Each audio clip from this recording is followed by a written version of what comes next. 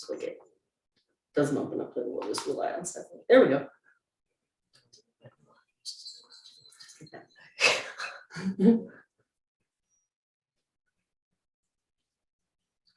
Hi, everybody. My name is Steph. I use she, her pronouns, and I am the director of Rainbow Camp and our 2020-2021 counterpart. Hi, everybody. My name is Steph. I use she, her pronouns. Whoa, what is happening? Director of Rainbow Camp and our hang on. 2020-20. Weird situation. Oh my gosh, I'm so sorry about that feedback. Hi, I am Steph. I am the director of Rainbow Camp and our quarantine COVID counterpart. Thank you so much for being here. We're so excited with our additional guests, who I will introduce in one moment. Right now, I'm going to start off this event. Thank you all for being here, by the way, with a quick land acknowledgement. So I am coming to you from the land known as Tuckerano or Toronto, which has been cared for by the Anishinaabe Nation, the Haudenosaunee Confederacy, and the Huron-Wendat. It is now home to many First Nation, Inuit, and Métis communities, and the current treaty holders are the Mississaugas of the Credit First Nation. So we at Rainbow Camp and Rainbow Online Connection, we want to welcome very warmly Colin, Mochrie, and Deb McGrath. We are so happy you're here. They're going to be hosting the event today for our virtual book launch, and they will be introducing our authors in just a second. If you're new here, please subscribe if you haven't already, and also please follow us on our Instagram and Facebook and all the things. Mallory, who is doing our behind the scenes technology right now, is going to be posting that stuff so that you can be up to date on all things Rainbow Camp and Rainbow Online Connection for the summer. I'll be explaining our programs a little bit later, but for now, I'm going to fire it over to Colin and Deb to take it away. Thank you so much again for being here, and we will have a Q&A later. So at any time, if you have questions, throw it in the chat, and then Mallory will pass them along at the right time. So right on. Thank you so much. Thanks, Steph. Thanks, Steph. Hello, everyone. We are really happy to be here to launch this wonderful book. Proceeds from today going to Rainbow Camp, everybody's favorite camp, and one of our favorite charitable, what would the word be that I'm looking for? Charitable organizations. I couldn't get that. No, I was there for you. Yeah, it's lovely, and your donations will help perhaps some campers get scholarships who would have trouble affording. Steph's going to get into everything later on what you can do and what's going to be happening this summer. So it's all pretty exciting. But we're also excited because we have some guests here who have written, I feel, a truly original book, which is more than relevant these days, called Somewhere Under the Rainbow. So why don't you guys introduce yourselves, and we're going to be hearing some excerpts, and it's pretty exciting. So please, everyone, welcome Kelly and Jayce. Hello. Hello. Nice to meet everybody. Nice to see everybody. Thank you for being out here with us.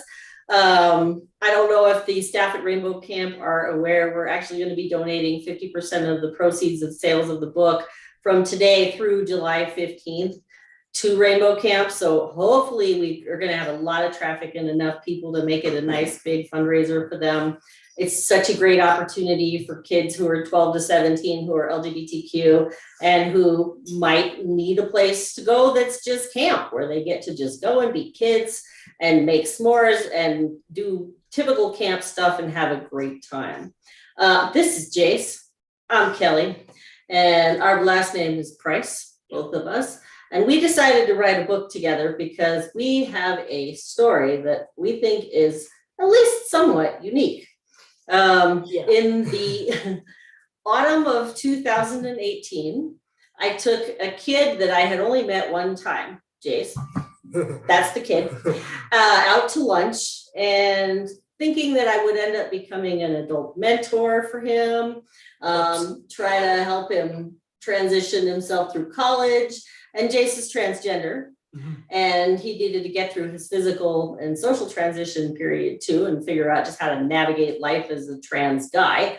At that lunch, I asked him one question, which was, "Are you safe at home?" And he said, Depends on the day. "Depends Which meant on no. the day," which meant no. Yeah. Well, 3 days later, we moved him in with us. And since then, we have 33 chapters of story that basically is, you cannot make this stuff up kind of stuff. And so we have some excerpts and some cool things to share with you, I think, from the book. Why'd we write this thing, Jayce? What was the point? The point was that there are a lot of kids that need support, and a lot of people think that after you turn 18, age of majority, that you're on your own and you're okay. And really the reality is that's when it starts, that's when these kids need support, because they don't know where to go. They're out of the house. They're denied. A lot of people lose their family, as I did. And, I have had a friend that I had lost that was 14 years old, that was a little trans kid. And if we can help encourage and guide someone through that situation, either themselves or with their family or whatever it may be, reaching out to their support system and saving that kid from that fate, then we've done our job. Yeah, just normalizing the experience of life with a trans kid in the house. It's not traumatic, it's not awful, it's not a tragedy. It's not scary. Once No. you get into it, it's totally fine. No. But being transgender kind of colors everything that Jayce does, sort of like I describe it like a gel over a theater light. Yeah. The light's still there, the kid is still there, but there's this color over it that sort of alters some things about the kid's interaction with the world.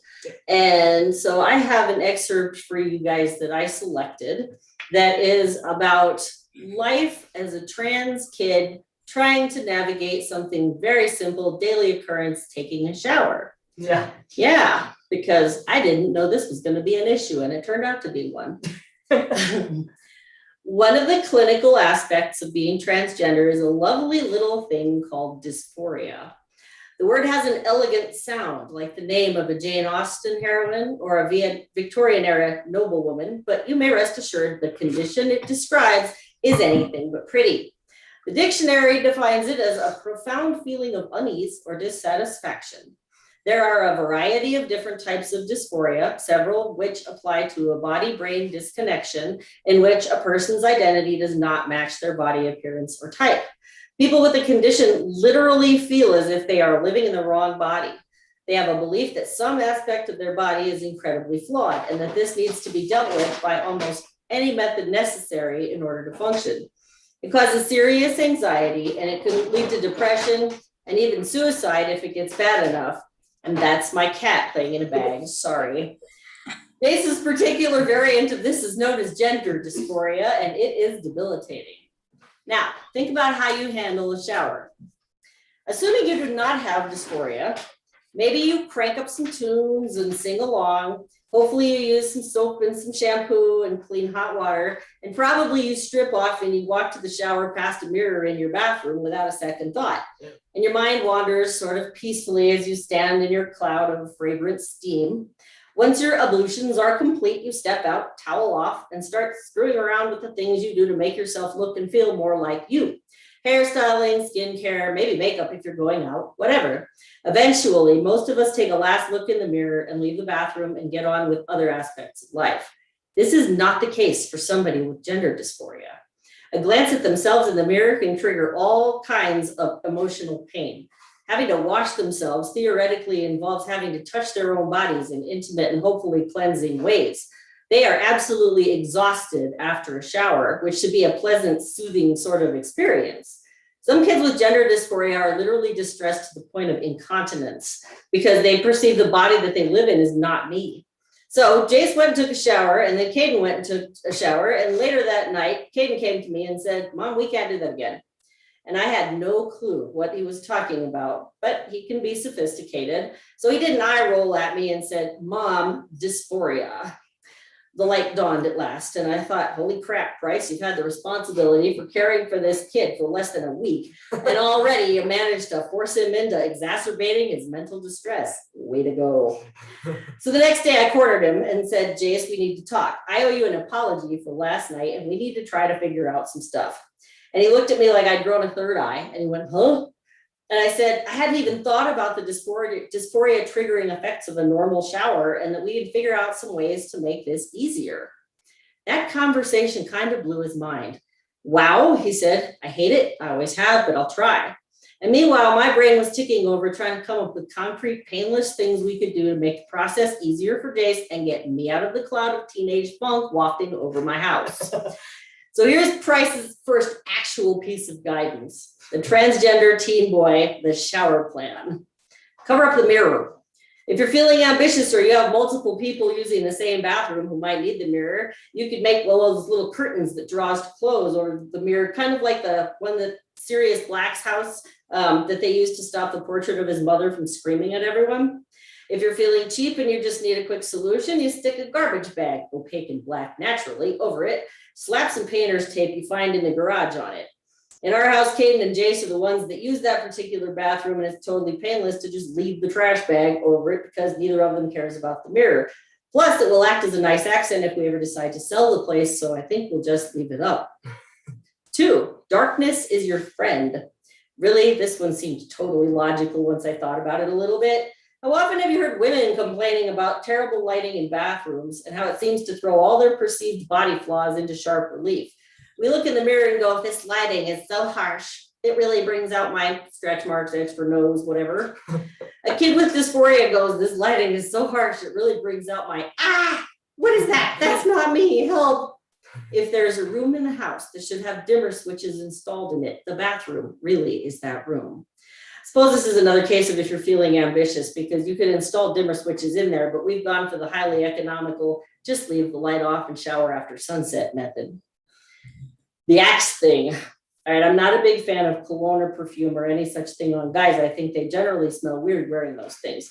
Smelling like you've been dipped in bug killer and allowed to dry over a low flame is not attractive in my book. But if you look around the grocery store, you're going to find that most of the soaps and body wash products are marketed to the tastes of women because we tend to do the shopping for our families. So for a kid with gender dysphoria, you really need something that smells clean, but for Jayce, in a masculine way. And preferably something that lasts a while so you don't have Price complaining about teen boy stench anymore, because that gets old. Assorted equipment use of. This requires a whole chapter all to itself, and there is one in the book. I think it's chapter 31, but I'll put this out here. Trans guys do some stuff on a daily basis to cope with their dysphoria. Some people use tape or a binder to decrease their chest dysphoria. Others use a packer, which is sort of a prosthetic penis, to decrease genital dysphoria. And wearing any or all of these in the shower is much better than not showering at all. The one caveat is that a wet binder, if these things are really tight, it's like a Lycra thing, and you might require the intervention of a rescue team with the jaws of life to get out of it after a shower. So use an old one that's worn out, or you can just shower in a swimsuit. It doesn't matter. The key is just to make sure that you talk things out and you put a plan in place so that your kid feels supported, and try new things if the first thing you try doesn't work. You have to be very candid and very flexible in your thinking, but clean teens are definitely worth a little extra effort and thought. And now I'll hand the book off to Jayce, and he can tell you about his part. So hopefully you're still here after that. But You know too much. But so the excerpt I'm going to read is about, it's entitled Stuff That Would Get Me Grounded, and we're essentially just going to be talking about what it's like to be dating as a trans guy and the concerns that go along with that. Dating is already hard, and when you add that layer on top of it, it makes it real interesting. So, stuff that would get me grounded. If you're reading this book, and if for some reason you still don't think I'm a typical teenage boy, this chapter will probably and hopefully change your opinion on that. I consider myself a very typical teenage boy. Here are some examples. I get quite excited when my mom tells me I'm a slob, and I have a tendency to want to bring girls home when no one else is there, although none of the ones I actually pick want to come back with me. A major change that happens to boys on testosterone, and I'm sorry for all the mothers out there, is this. If you have a transgender son and that son is not necessarily interested in sex and doesn't seem to have much of a sex drive, when you throw that kid on testosterone, it's likely to change very quickly. So consider yourself warned and be prepared for that. One thing that is very misunderstood and disrespected when it comes to trans kids is the idea that trans kids have the right to have a healthy sex life the same as cisgender kids do. There is not a whole lot of education out there about transgender people having healthy, normalized sex lives. A lot of trans people think things like, no one is going to want to get involved with me, and I'm a freak, and there's something wrong with my body because it doesn't match, or I've had surgical modifications, or whatever.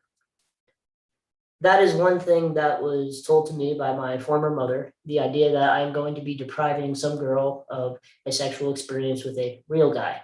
It got to me for a while, but it turns out that this is crap.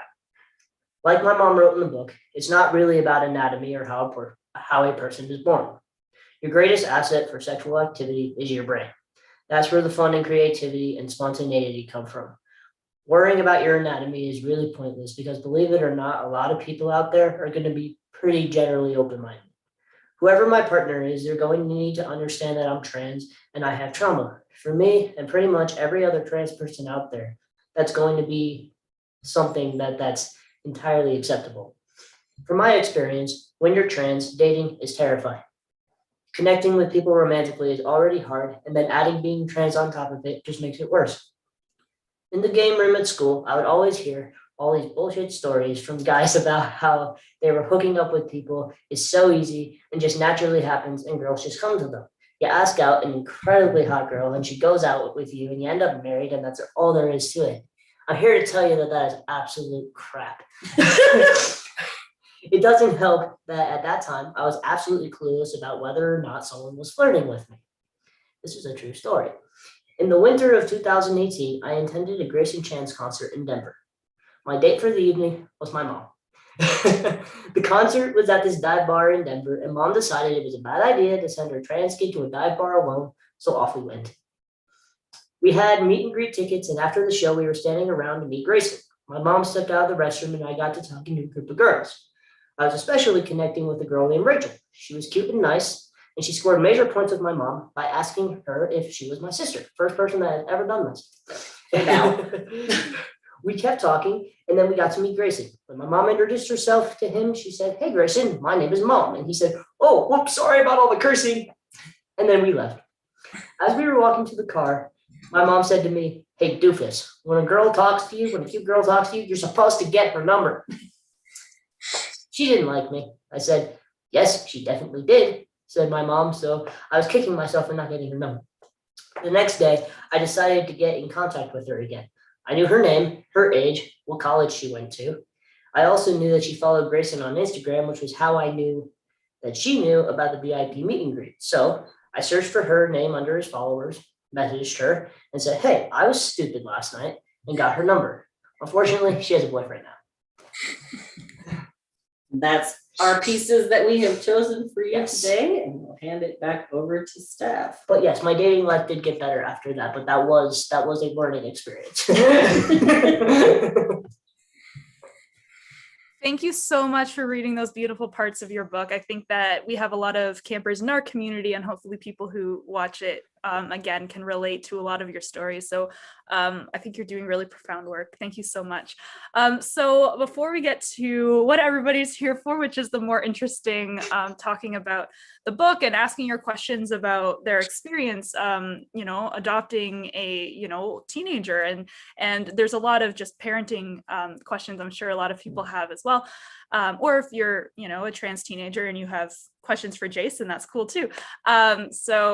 But before that, I'm going to talk about Rainbow Camp. So Rainbow Camp, summer camp for 2S LGBT youth.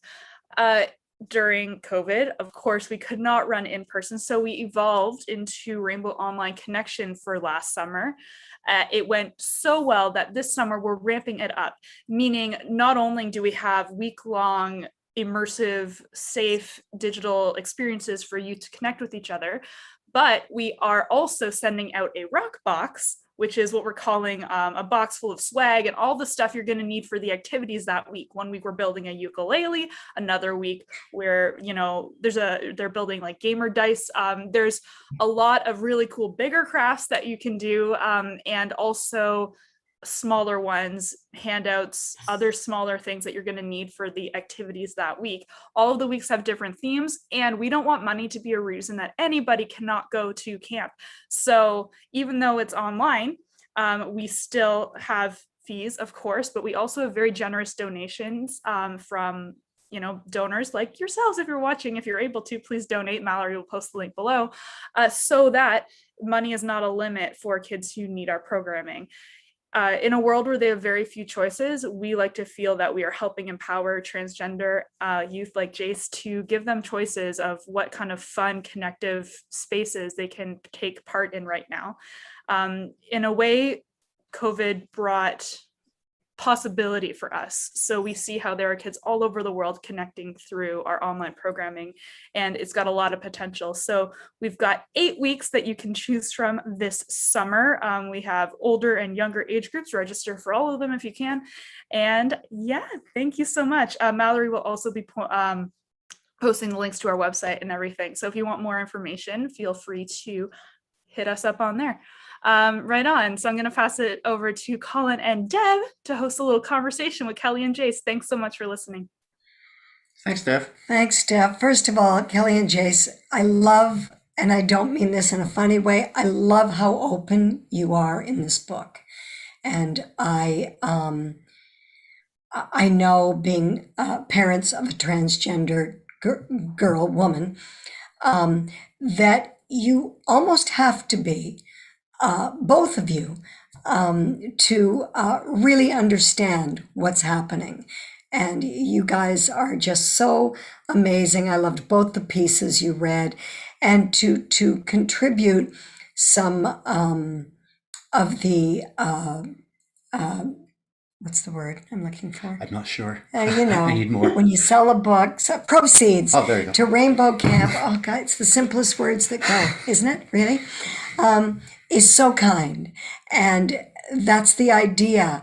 I think with moms like you and children, well, young men like you, that we realize that when you've got a situation like you have, which is solid, forward moving, unconditional love, you've got to put it out there. You got to do everything to help those who don't have it. And I think you're going a long way to spread that message of love and support. And I thank you personally for this book and for your efforts in that way. Yeah, I think this is actually a great book for everyone, not only people raising a trans child or a trans child being raised by someone, but for people who don't quite understand the concept of what it is just to be a person.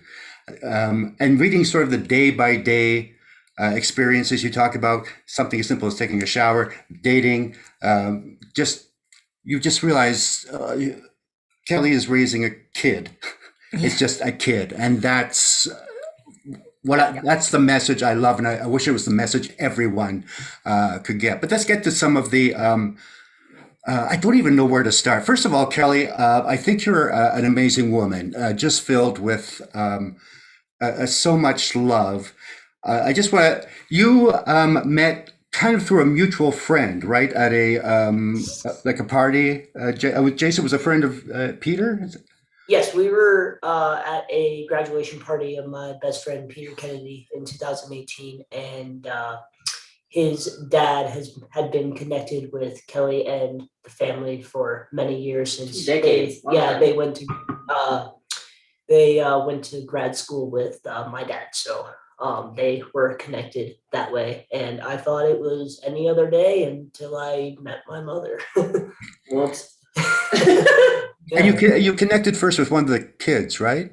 Yeah, I connected with Peter, his Brian Kennedy's youngest kid, and they had at first reached out to me to be an adult friend. Peter and Brian have been friends of mine, and Brian has acted as a father figure to me for many years now. And he just thought it would be a good idea for me to have another support system, and I got a mother. Yeah. And siblings and Everything. dad and chores And everything. And a date. and laundry. Oh, yes, a date for every dive bar you ever need to Yeah. go to. And Yeah. a cat in a bag. Yes.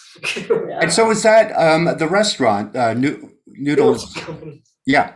Has that become a very special place to you now? Because that's where it all started, really, right? It's really strange because it's really funny, and we will always, I think, look back on it as our entire lives started here, and how many people can go to a mediocre restaurant and just do, like, you just call them mediocre, they're gonna crap. scream. Sorry. Yeah, there goes your 3 minutes.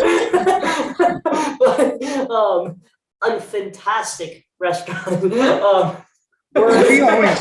We always found out in our life, a lot of our most interesting conversations would start in the kitchen around food.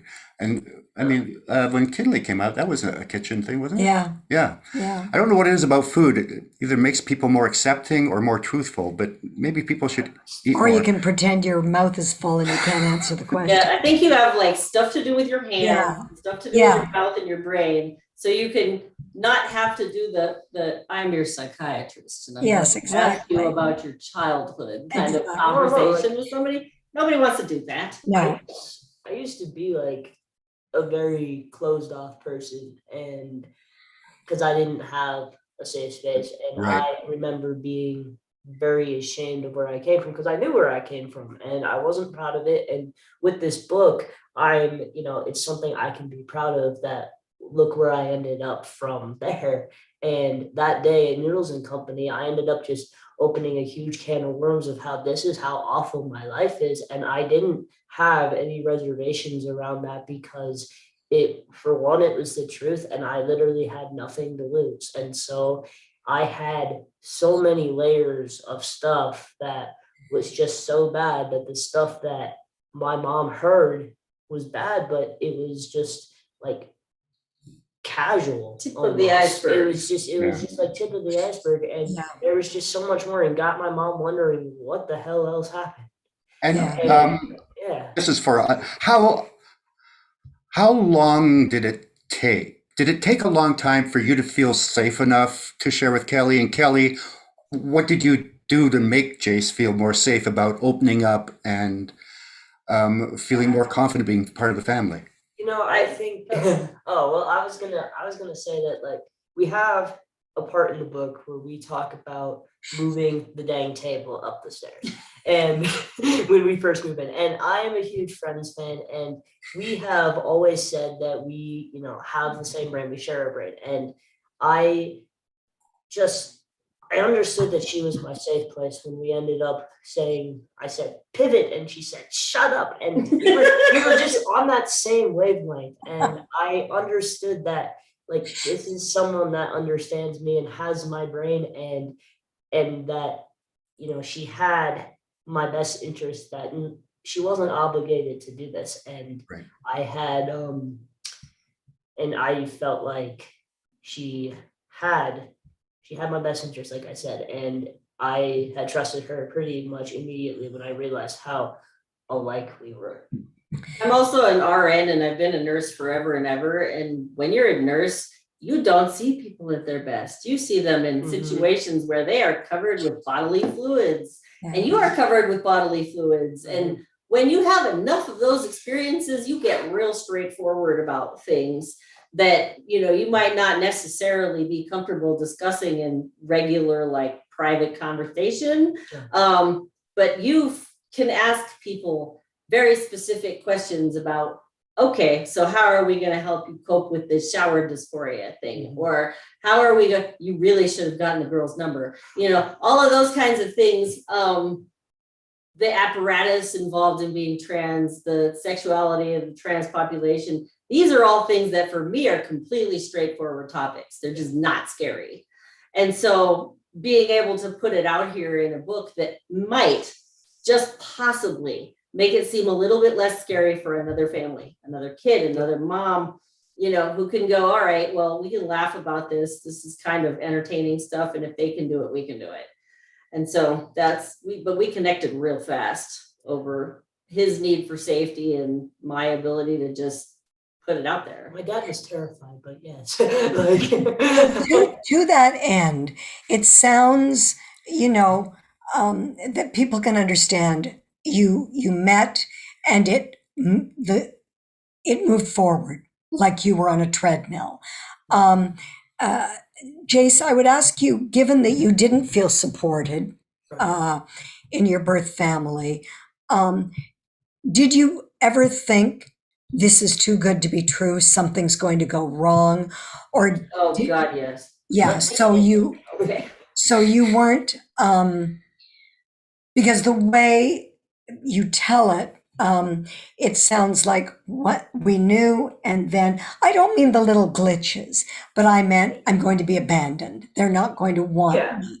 She's not going to become my mom. Did you go through those kinds of things? Yeah, definitely. So in the story, we shine a positive light on it, and we show you honestly what is positive and what is good. We mostly do show you the good side of it, except there were so many nights that I was just breaking down, feeling awful that, you know, my mom was going to leave me and that this was temporary. And what happens when I'm thrown out on the street? And what are you doing this for? Is there an ulterior motive? Because I was constantly abandoned my whole life. So I had thought that that was definitely the case. And when I was getting ready to move out and I had told my former parents, they had said, so what happens when this blows up in your face and this fails?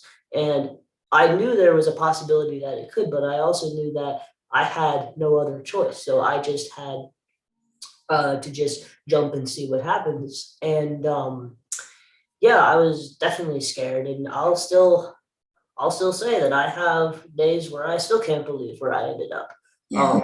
I'm happy, but like I still can't believe what it took to get here. But yeah, there was definitely that fear, and there's part of it that there might always be.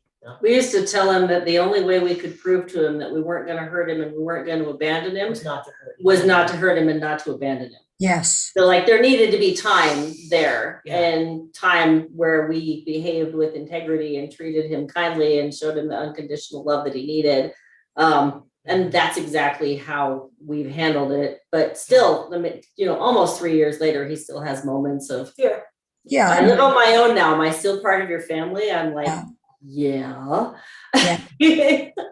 But I wonder, Kelly, was it challenging, as parents do, that there are times when they've done things, your kids at any age, even let's pick a number, say 30, where you go, why did you leave that there? Or you know, you can't just cook something and not. Was it tough for you to do the normal day-to-day reprimands, to do the little taps on the wrist, only because you had to worry, is he going to think he's not performing to my standards and I'm going to tell him to get out? I wonder, was it tempered with being reluctant to do the normal criticizing at the beginning? I think it's possible to do that kind of interaction with a kid with love. Mm-hmm. And we have always approached things like that with humor. Yes. Like that is how we handle those kinds of things. So garbage is not allowed to be Jenga games. Yeah, we don't play garbage Jenga. We talk about garbage Jenga a lot. My husband actually walked into Jayce's bedroom once and held up a pan that he was supposed to wash. Just held it up, showed it to him, and walked out. Didn't say a word. We should try that. I know what I'm supposed to do here. So there was not a reprimanding. There was no hitting. We don't have to hit. We don't have to scream. We have to hold up a pan, and I know exactly. It's that easy. And That's we think fabulous. Funny, so it really helps if you can get him to laugh, you can get him to do almost anything. I mean, we did have an issue around the word consequence. Talk about that. Oh, yes, I learned the hard way that you didn't use the word consequence with Jayce because, hey, you know what, your behavior is unacceptable and there needs to be a consequence for it to him, meant abuse. Yes. Like he didn't have a meaning constructed for that word consequence that didn't mean abuse.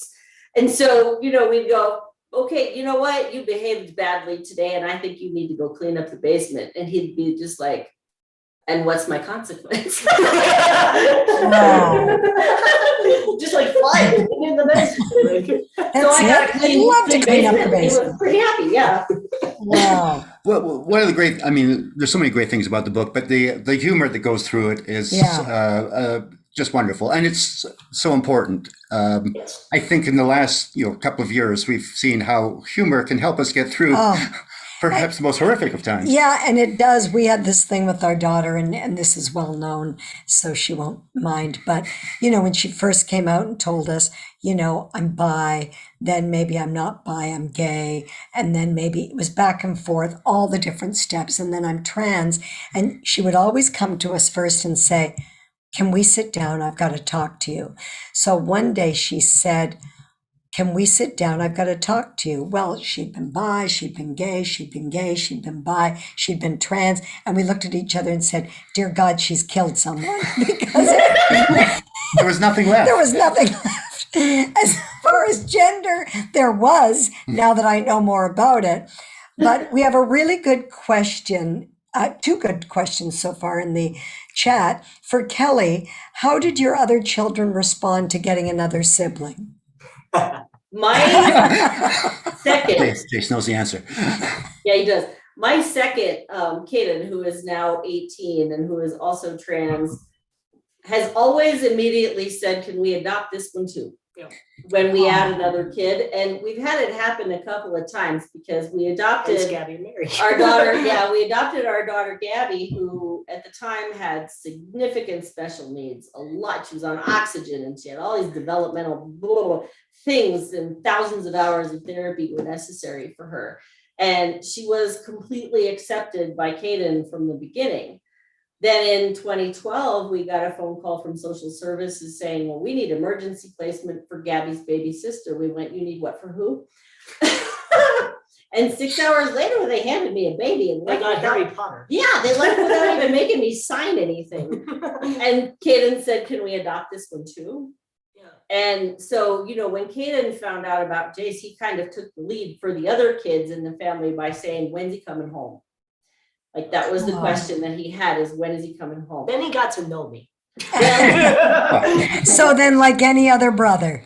Yes. Yeah. They had a brief honeymoon phase Yes. when everyone got along beautifully, and I got Yeah. cocky and thought I was a fabulous mom, and then it all went to shit. And we had the family meetings we had to have to The discuss cat, the gavel. how everyone is interacting with each other and all of those kinds Yeah. of things. So I think he melded into our family beautifully. It was exactly like he'd always been here, and it's clear that he was always meant to be my kid. But I won't say every minute has been easy, because No. that's just No. You'd be lying. I mean, They did. They Yeah. loved having someone to play with them. They did. Because I had always been someone that had always wanted siblings, and I was an only child, and I wanted Kaden, being an introvert, kind of goes off and does his own thing, and the kids, Gabby and Mary, like to play, and I have always loved to play with kids, and so they get to play card games and they get to do those things with me, and Oh, that's yes, we also get to fight about those things. But I'm in my own apartment now, so it's better.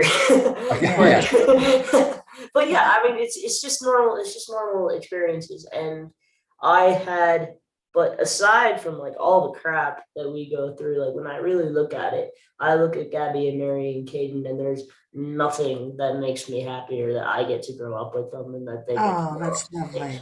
Yeah. It really is Lovely. lovely. There's a couple of questions that sort of dovetail into each other. Okay. I mean, you talked about a little bit why you wrote the book, but someone's asking, what made you decide to write the book and going public about your story and personal stuff, and how long did it take to write? Was there often, I know with us, we've talked about writing a book, and there's that thing where you talk about it and then you actually do it. Yes. What was the point that actually, no, we're doing this. We actually didn't think we were going to write a book. Well, we kept making notes because We kept making were notes. like, It was just a diary, really. yeah, it started off as just a journal because something stupid would happen. And one of us would go, okay, we need to remember this because someday we're going to want to look back and see what totally dumb, thing we did when we didn't have access to a rage cage because we were angry, or what totally dumb thing we did when we made up the 7 dwarfs that go in the psych hospital, or just whatever it happened to be. So I had lots of memos on my phone. And eventually there were enough of them that we went, okay, this should be a book. And that started off as a joke too. We were like, oh, this should be a chapter title. Tupperware and Tears is a great chapter title. A black sense of humor. So we would have the chapter title and then we just kind of start sticking things into it. Like, what you say about this? It evolved into a book fairly quickly, I would say over about a year. And then my editor descended on it and tried to kill me by making me edit it like 11 times. And then we had 2 gender changes and 3 pronoun changes in my house during this time. And you can't just go through and edit out, okay, replace he with she or she with they or whatever it happens to be. So it was an exhausting process getting this thing edited. But yeah, I think it probably took about a year and a half to get it written. And as far as going public, like that was, I guess we had thought about it while we were writing the book, but I originally had signed on to be the muse. Okay. All I was going to do was I was going to take credit, and I still do, but I was just going to, say I am the inspiration for this book. And because originally it was only my mom's voice and it wasn't mine. And I think my voice makes it a lot stronger. And no one's going to want to read a book about a trans kid without a trans kid. And so, other, and like I said earlier, I decided to go public, one, for other kids, and also this is an accomplishment that I can look back on and say, I am this voice for people and this voice for myself, that I did this and I came from what I thought was rock bottom, and I am now here, out of my parents' house, junior in college. I'm on my own in an apartment with 3 wonderful roommates. I have friends. I've dated girls. Like, I have my life together, and almost. I'm getting my life. I know. Never say that with your mother in the room.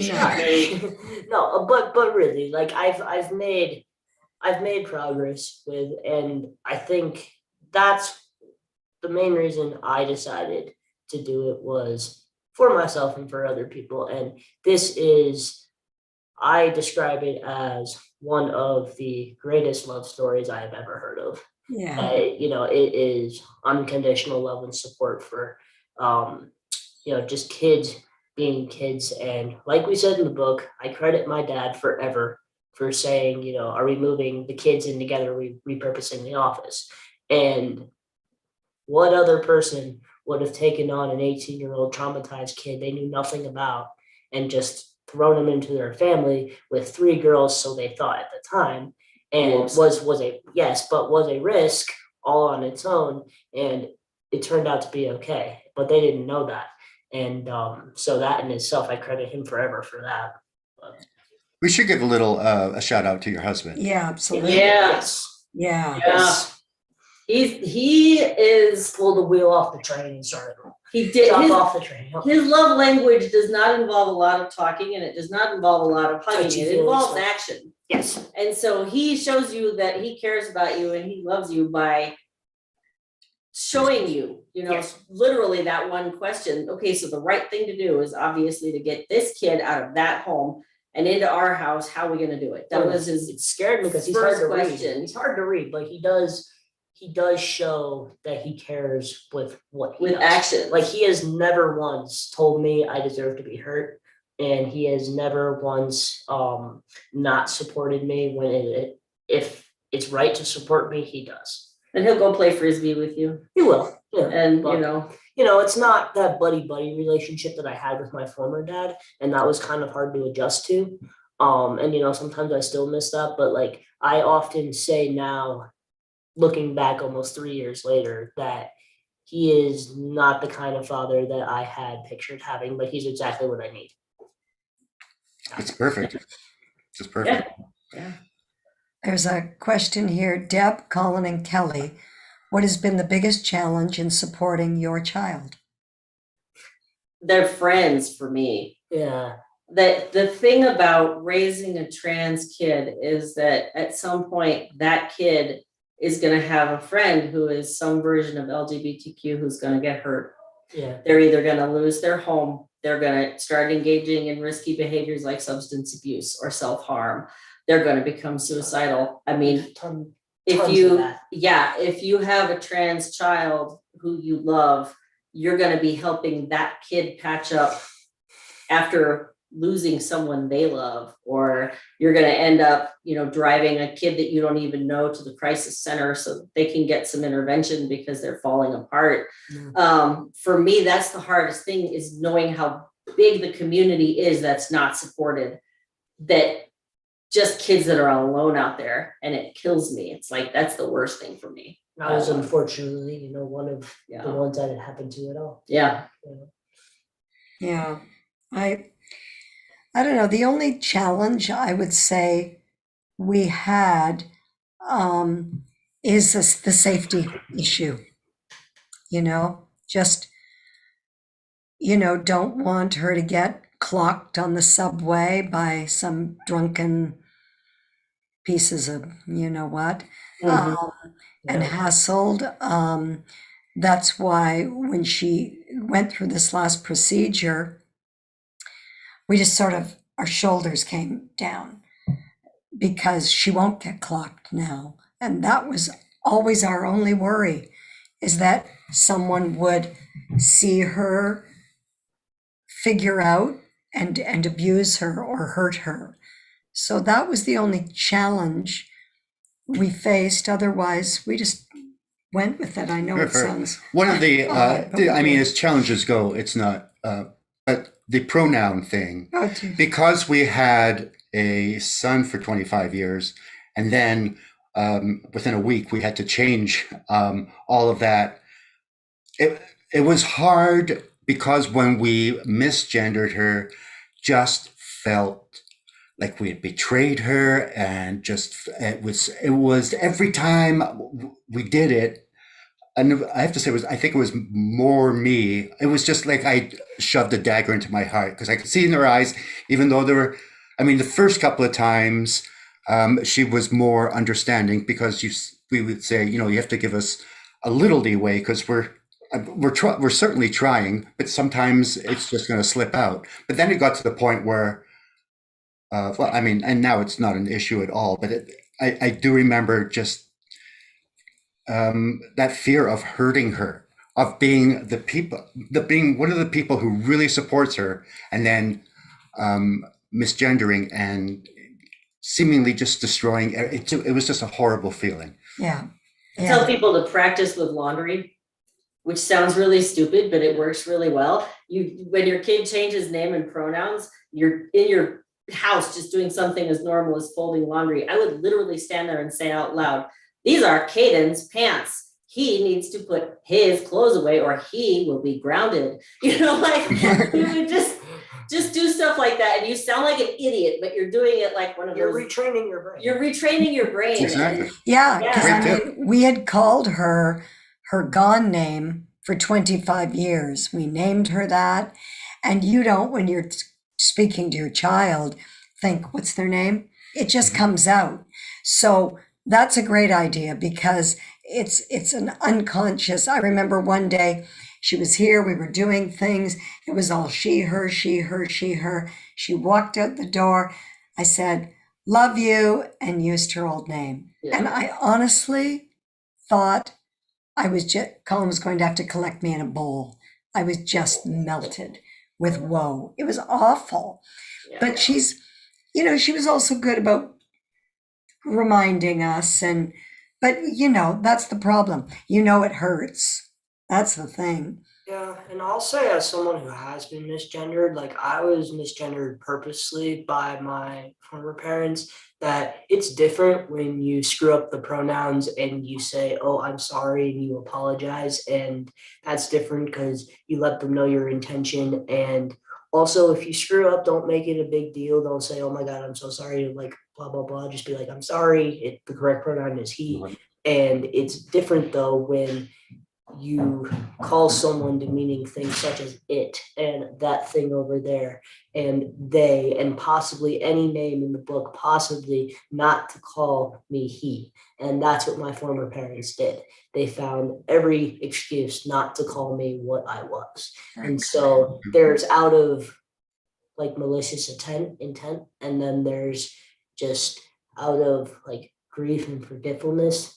That yeah, you do grow up with a kid one way, and although that kid is the same kid, you name the kid and you have that name in mind. And so it's just different when you are clearly trying versus when you're trying to hurt them. Right. Thanks, Jayce.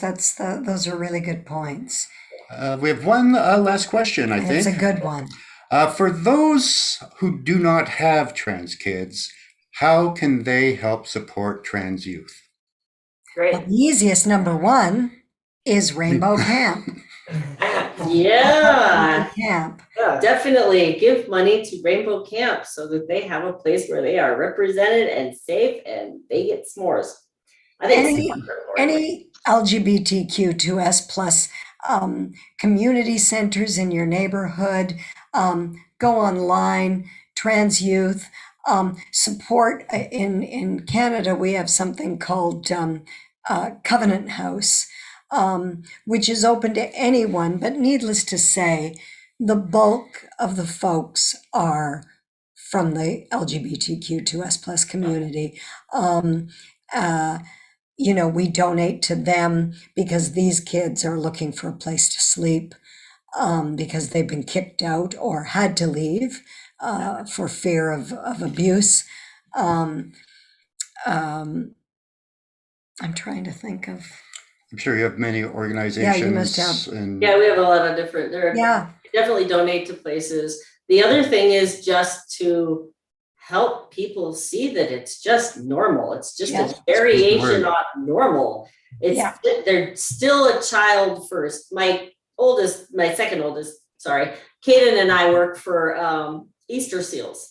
And we run a day camp for kids with special needs. And I don't care if they're in a wheelchair, and I don't care what the nature of their disorder is. A teenager is a teenager is a teenager. Yeah. They want to have dance parties. Wheelchair dance parties are great. They want to, make a mess. They want to date each other. They want to they want to do all of the same things. You just have to kind of think a little bit outside the box about ways to get them to those opportunities. And I think Rainbow Camp is a great way of doing that for our specific kids. And I would say, it just starts with simply listening.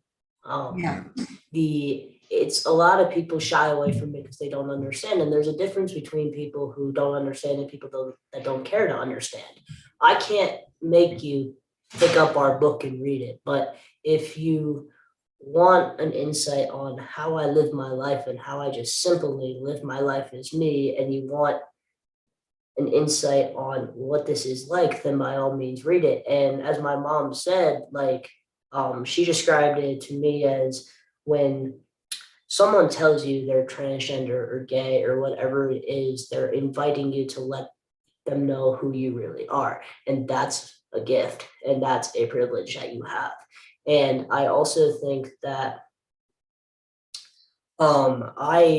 we have gotten many positive comments on the book, but I've also read some negative things, and I have thought about these people say things that are terrible. And for people who don't get it, I start thinking, if you're on the fence about this issue, whether or not you should or should not support trans kids, these things that people are saying, like death threats and things like that, think about, is that the kind of person you are? And is that the kind of message you want to be putting on these kids? Because not supporting them kills kids. And the other thing is that it's just normal, and you listen and you have fun with them, and there's many ways to just support them by just letting them be themselves, essentially. And yeah, don't and think about, a lot of people, I pose this question: what if you felt like you were in the wrong body? What if this was you? Because I was born this way, and you have all these negative opinions on this. What if it was you? If you were in the wrong body, wouldn't you want to do something about it? And 8 times out of 10, they go, yeah, Yeah, I do.